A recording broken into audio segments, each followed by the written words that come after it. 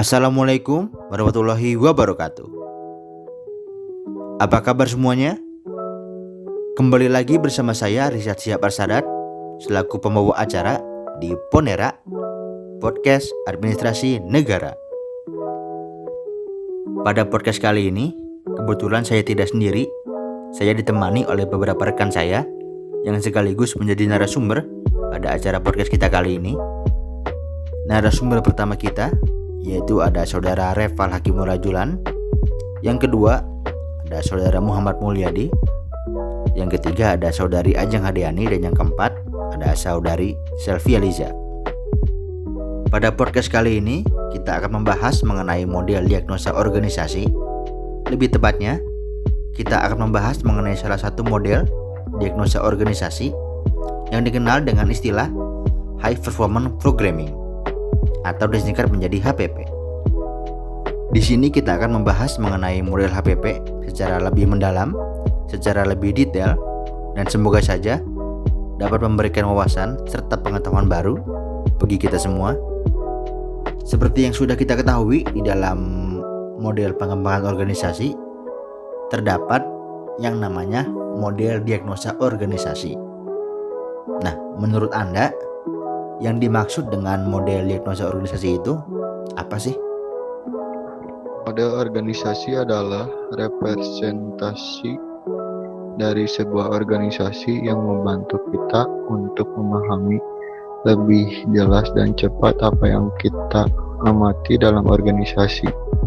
Model menyediakan cara sistematis untuk mengumpulkan data tentang organisasi dan untuk memahami dan mengkategorikan data. Model sering mengidentifikasi variabel organisasi penting yang dihipotesiskan ada berdasarkan penelitiannya. Sebelumnya, model juga menggambarkan sifat hubungan antara variabel kunci ini, misalnya satu, variabel organisasi mempengaruhi yang lain. Nah, tadi kan sudah sempat dijelasin tuh mengenai gambaran umum dari model diagnosa organisasi, dan seperti yang kita tahu bahwa model diagnosa organisasi itu ternyata ada 12 model.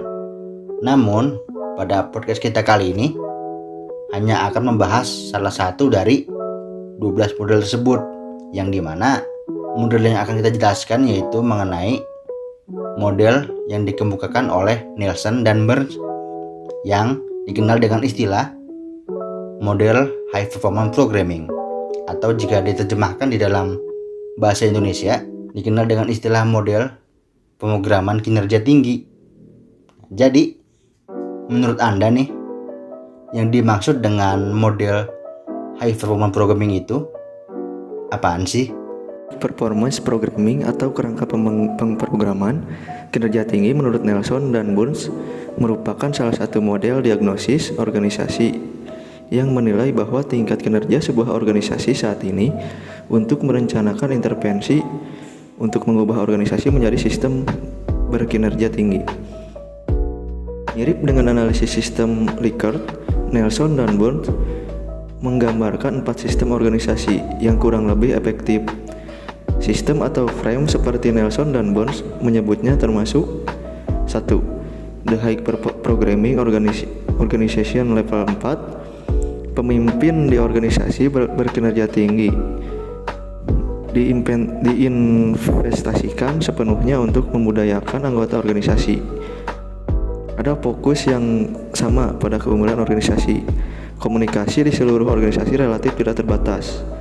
Organisasi ini dalam keadaan konstan evolusi dipandu oleh visi bersama.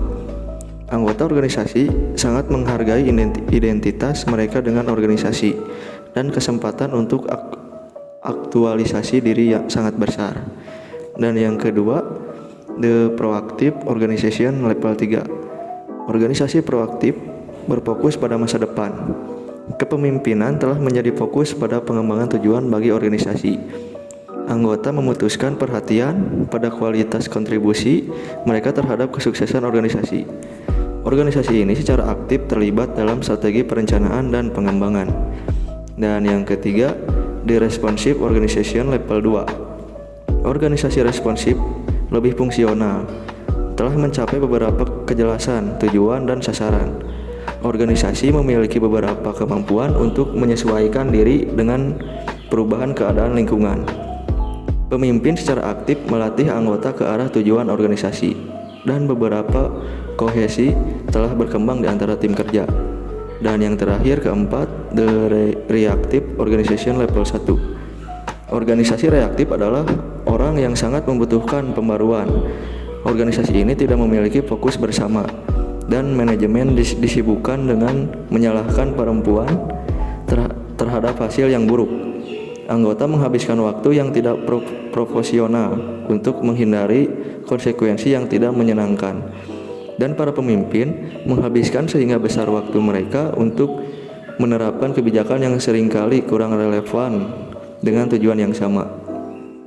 Nah, tadi kan kita udah tahu nih mengenai model High Performance Programming ini atau HPP.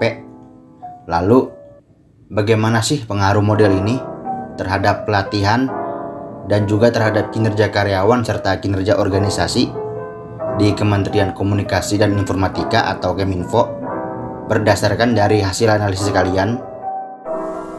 Dari hasil analisis kelompok kita mengenai pengaruh High Performance Programming terhadap pelatihan dan kinerja karyawan serta kinerja organisasi di Kementerian Komunikasi dan Informatika, dapat dilihat bahwa adanya variabel program pelatihan terhadap motivasi, variabel pelatihan motivasi terhadap kinerja organisasi, variabel pelatihan terhadap kinerja karyawan yang dari hasil analisis berpengaruh positif.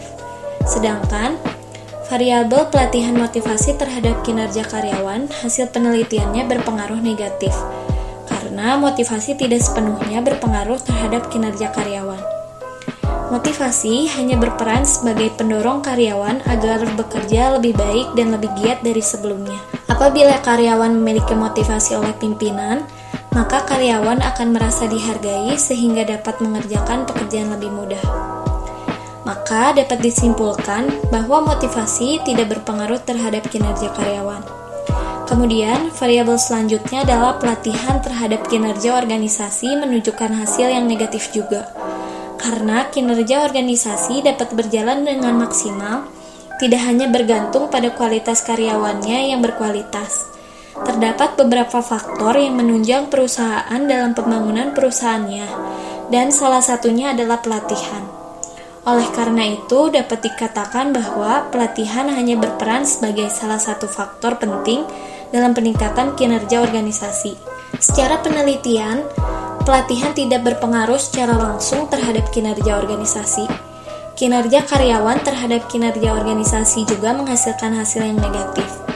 Tingginya kinerja karyawan ternyata tidak berpengaruh positif terhadap tingginya kinerja organisasi. Dalam memaksimalkan kinerja Kementerian Komunikasi dan Informatika, terdapat beberapa faktor yang harus saling mendukung. Dalam arti, kinerja Kementerian Komunikasi dan Informatika akan tinggi jika kinerja karyawannya baik dan faktor lainnya juga berkolaborasi secara baik. Hal inilah yang membuat variabel penelitian secara tidak langsung mempengaruhi kinerja organisasi. Lalu, berdasarkan dari hasil analisis tersebut, menurut kelompok ini, apa sih yang harus dilakukan oleh Kementerian Komunikasi dan Informatika untuk membuat organisasi mereka menjadi organisasi yang memiliki kerangka pemrograman kinerja yang tinggi? Baik, untuk pertanyaan ini saya izin menjawab. Jadi apa sih yang bisa dilakukan oleh Kementerian Komunikasi dan Informatika untuk membuat organisasinya menjadi organisasi yang memiliki pemrograman kinerja yang tinggi? Jadi sebenarnya untuk pertanyaan ini sudah dijawab atau sudah dijelaskan oleh rekan saya sebelumnya mengenai model High Performance Programming. Karena High Performance Programming sendiri merupakan suatu model yang dapat memberikan suatu organisasi mencapai kinerja yang lebih baik daripada organisasi lain yang sejenis dalam jangka waktu yang panjang. Kemudian model ini juga memiliki kemampuan adaptasi terhadap perubahan dan melakukan reaksi terhadap perubahan dengan cepat. Model ini juga memiliki kelebihan lain, yaitu dapat mengelola dalam jangka panjang dan juga dapat menetapkan suatu struktur manajemen yang terintegrasi dan terkoneksi. Selain itu, model ini juga dapat memberikan perbaikan secara berkelanjutan terhadap organisasi dan juga dapat memperlakukan karyawan yang sungguh-sungguh sebagai aset utama jika kita menerapkan model ini di Kementerian Keminfo ataupun organisasi-organisasi yang lain.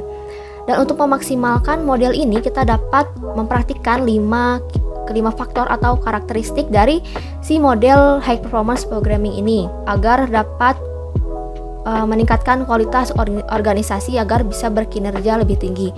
Kelima faktor tersebut, yang pertama yang bisa saya jelaskan sedikit, yaitu pertama ada commitment to excellence. Commitment to excellence ini dapat membuat organisasi berkinerja tinggi dan mengintegrasikan standar bagi keunggulan mereka dalam tata kelola, manajemen, dan program operasi. Lalu yang kedua yaitu clearly state purpose and desired results. Faktor yang kedua ini dapat atau telah menyatakan dan mendefinisikan maksud dan tujuan dengan jelas sehingga menjadi alasan keberadaan organisasi dan mengilhami orang lain untuk bergabung. Mereka juga mampu memahami hubungan antara peran individu dan visi, misi, nilai-nilai, dan hasil yang diinginkan oleh organisasi. Lalu faktor yang ketiga yaitu effective change management process. Jika kita mempraktikkan faktor yang ketiga ini, organisasi tidak akan mampu untuk bertahan tanpa perubahan ketika begitu banyak hal di sekitar mereka yang berubah. Organisasi tidak hanya harus siap untuk beradaptasi, tetapi mereka harus memiliki pemimpin yang dapat mengelola proses perubahan secara efektif.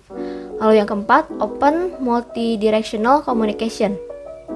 Faktor yang keempat yaitu memberikan organisasi berkinerja tinggi dengan membangun sistem dan metode yang efektif untuk berkomunikasi dan setiap orang diharapkan mampu menggunakannya. Orang-orang dalam organisasi berkinerja tinggi menggunakan tim lintas fungsional. Organisasi juga perlu terbuka dan menggunakan komunikasi multi arah yang lebih efektif atau lebih baik untuk mencegah atau mengatasi masalah-masalah secara efektif.